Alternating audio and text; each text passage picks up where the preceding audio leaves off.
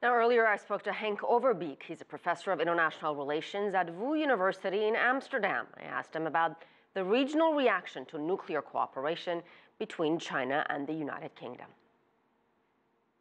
In the UK, there has been a lot of discussion specifically about the Chinese investment in the nuclear power plant. And there has, of course, been a discussion about items that are really not addressed in the declaration, both items of foreign policy as well as domestic policy issues. So there's a balance here. I think the most hotly discussed item that is addressed in the agreement is the nuclear power plant. And the visit has been hailed as opening a new golden era in China-Britain relations, a win-win for both countries. Do you agree, sir?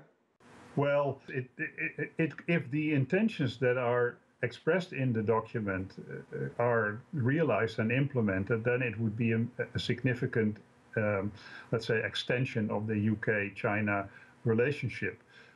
But of course, many of the investments that are alluded to in the document were already agreed between the business partners, and the fact that they are now incorporated into the document has a political significance, but it doesn't have any real economic additional significance, of course. What about agreements on cybersecurity and climate change? Yeah, those, well, it's great that the UK and China are more or less on the same line here, but we'll have to wait and see what happens in the international negotiations.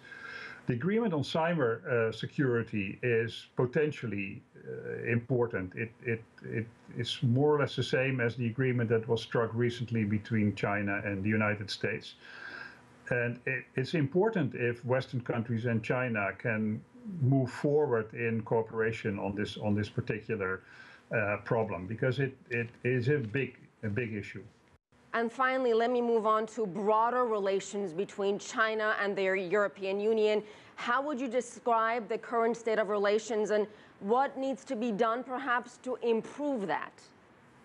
Yeah, well, let's start with the positive side. The agreement is an important one in the sense that the UK, but also more broadly the European Union and China, are on a path of closer cooperation in the area of infrastructure.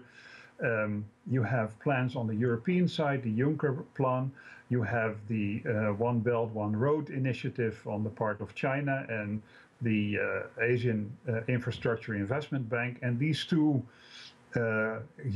potentially huge initiatives can be linked up, and that would be a really important step in international relations. What is problematic in this respect is the inability of the European Union to speak with one voice, so to speak, and that is reflected, I think, in the declaration, in the sense that any mention of foreign policy issues of interest to both sides, for example, the Middle East or the South China Sea, that these are not mentioned in the document, which I think is a sign that there is not sufficient agreement between the two sides to bring them into the joint declaration.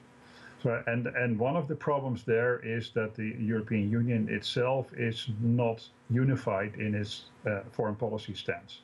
Professor Henk Overbeek joining us from Amsterdam. Thank you.